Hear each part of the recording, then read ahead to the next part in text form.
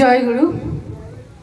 সৎসঙ্গে উপস্থিত শ্রদ্ধেয় ঋত্বিক দেবতা ও ইষ্টপ্রাণ দাদা ও মায়েদের আমার প্রাণোদিত জয় গুরু।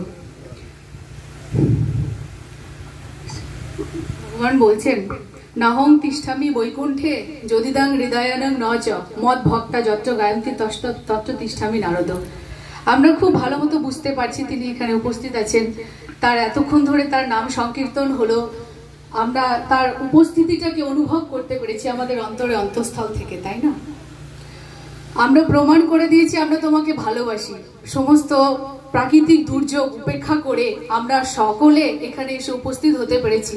আমরা সত্যি খুব ভাগ্যবান এবং আমরা সত্যি যে তাকে ভালোবাসি এটা তো তারই প্রমাণ, তাই না? এই প্রসঙ্গে পূজনীয় অবিন্দ বলছে, ঠাকুরের কাজ করতে গেলে তোমার ছাদ হবে আকাশ, তোমার খাবার হবে প্রকৃতির জল ফল, তোমার শরীর রুগ্ন হয়ে যাবে, দেখতে বৃদ্ধ বৃদ্ধ লাগবে, চুল শুকিয়ে যাবে, চুল উঠে যাবে, তবুও তার প্রতি টান এতটুকু যেন না কমে। তার কাজ করে যেতে হবে, তাই না? তো আমরা যে এই প্রাকৃতিক দুর্যোগ কাদের বাড়িয়ে মানে এখানে যে পরিমাণ জল হচ্ছে, জল বৃষ্টি, কত কিছু মানে সবার ব্যক্তিগত জীবনে কত প্রবলেম, সবকিছু উপেক্ষা করে আমরা যে তার কাছে যুক্ত হব বলে এসেছি, সবাই উপস্থিত হতে পেরেছি, সমবেতভাবে একসাথে তার নাম সংকীর্তন প্রার্থনা করতে পেরেছি, এটাই তো ঠাকুরের কাজ হচ্ছে।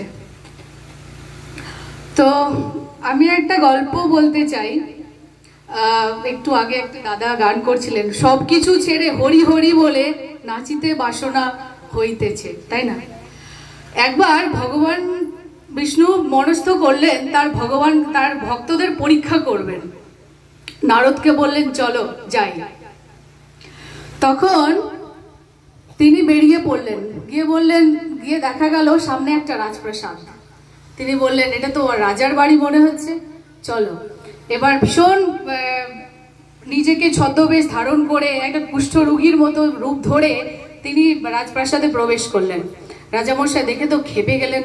হ্যাঁ, এরকম একটা সেখানে একটা প্রোগ্রাম কিছু একটা চলছিল, এখানে এরকম একটা রোগী ধরে এরকম ভিখারি এসে উপস্থিত হয়েছে, তো তারা তাকে তাড়িয়ে দিলেন।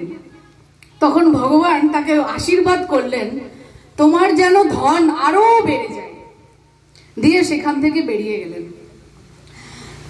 তো নারদ মুনি সেটা অবজার্ভ করলেন, দেখলেন যে রাজামশাই তাকে তাড়িয়ে দিলেন, ভিক্ষে দিলেন না, অথচ তাকে আশীর্বাদ করলেন। দারুণ ব্যাপার।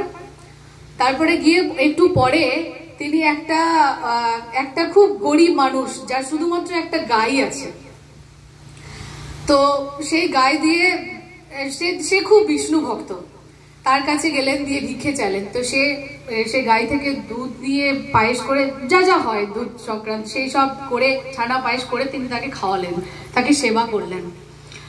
তারপরে সেবায় তুষ্ট হয়ে বেরিয়ে আসার পথে ভগবান তাকে, তিনি তো ছদ্মবেশে গেছিলেন, তিনি অভিশাপ দিলেন, তোর এই গরু আজকেই যেন মরে যায়। তারপর নারদ মুনি বললেন, বেরিয়ে এসে দূরে গিয়ে বলছে, ভগবান এ তোমার কেমন বিচার, যে তোমায় কিছু দিল না তুমি তাকে করলে আশীর্বাদ, তার ধন যেন আরো বৃদ্ধি পায়, আর যে তোমাকে সেবা দিল, পরিষেবা দিল, সেবা দিল, তুমি তাকে অভিশাপ দিলে, যাতে তার একমাত্র সম্বল, তার আয় উপার্জন বাঁচার যে একমাত্র সম্বল সে গরুটা, সেটা তুমি মরে যেতে বললে, সেটা যেন চলে যায়। বলল, ও ওইটার প্রতি এতটা অ্যাটাচড আছে যে সবসময় আমাকে নিয়ে থাকতে পারে না। আমি চাই ওর জীবনের প্রত্যেকটা মুহূর্ত শুধু আমাকে দিক। ও গরুটার প্রতি এত অ্যাটাচ যে ওর পিছনে অনেকটা সময় দিয়ে দিচ্ছে, গরু ঘাস কেটে আনা, তার সেবা করা। আমি চাই ওর জীবনে 24/7 ও যেন শুধু আমার নাম করে, তাই ওর সব কিছু আমি কেড়ে নিই, ও শুধু আমার হোক, আমি তো এটাই চাই। এ অদ্ভুত ব্যাপার। আমার মনে পড়ছে একবার সৎসঙ্গের একটা ঠাকুরের একটা বাণীতে বলছিল যে আমি চাই যার ধন আছে তার আরো বৃদ্ধি হোক। আমরা সবাই কম না বেশি ধনে এতটাই আকৃষ্ট হয়ে পড়ি যে বুঝতে পারি না যে এগুলো আসলে আমার তার পথে চলার একটা যে 100 যোজন ভাগ করে দিচ্ছে, সেটা আমরা বুঝতে পারি না। তো এই হচ্ছে গল্প।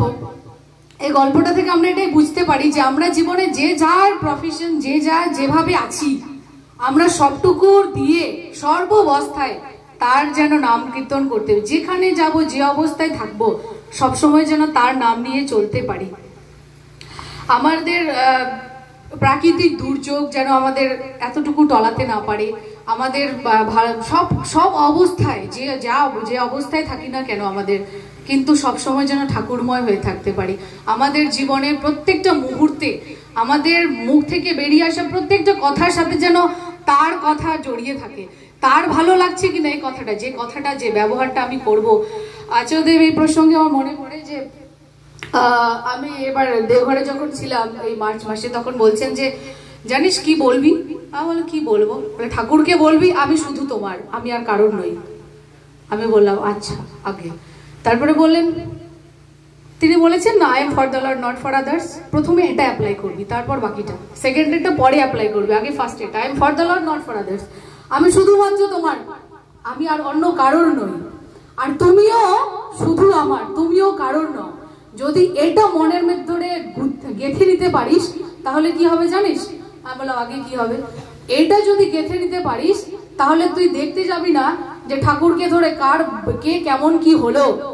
আমরা অনেক সময় কম্প্যারিজন করতে থাকি যে আমি ঠাকুরের এত ভক্ত, আমার থেকে ও বেশি এগিয়ে গেল ধরে জনে বিষয় সম্পত্তিতে, আমাকে বলতে ঠাকুর দয়া করছে না। তো আমরা কখনো কখনো এরকম এই ভাবনা আমাদের সবার মধ্যে কম বেশি আসে। ঠাকুর ওকে বেশি ভালোবাসে, আমাকে কম বাসে, ওকে বেশি ধন প্রাচুর্য দিচ্ছেন, আমাকে কম, আমি আমার জীবনে সাকসেস কম পাচ্ছি, ও বেশি পাচ্ছি। এরকম করতে গিয়ে আমরা তার থেকে দূরে সরে যাই। তাই জন্য তিনি বললেন সবসময় বলবি আমি শুধু তোমার, তুমিও কারোর নও, তুমিও শুধুমাত্র আমার, শুধুমাত্র আমার। তাহলে তখন কি হবে? তার যে আইডিওলজি, তিনি যা যা বলেছেন, আমি যখন তুমি আমার, তার মানে তুমি যা ভালোবাসো আমিও সেটা, তুমি মানুষ ভালোবাসো, মানুষ আপন টাকা পর, যত পারিস মানুষ ধর।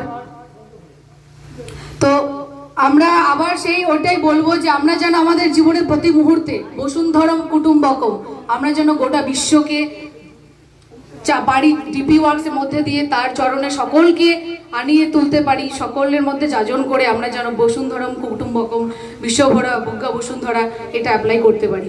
সকলের মঙ্গল প্রাণ, ইষ্টময় মঙ্গল প্রাণ জীবনযাপন, এই জীবনযাপন করতে পারি যেন আমরা, এটাই প্রার্থনা করি। সকলের ভালো হোক, রাখলাম। জয় গুরু। সকলের ভালো, জয় গুরু।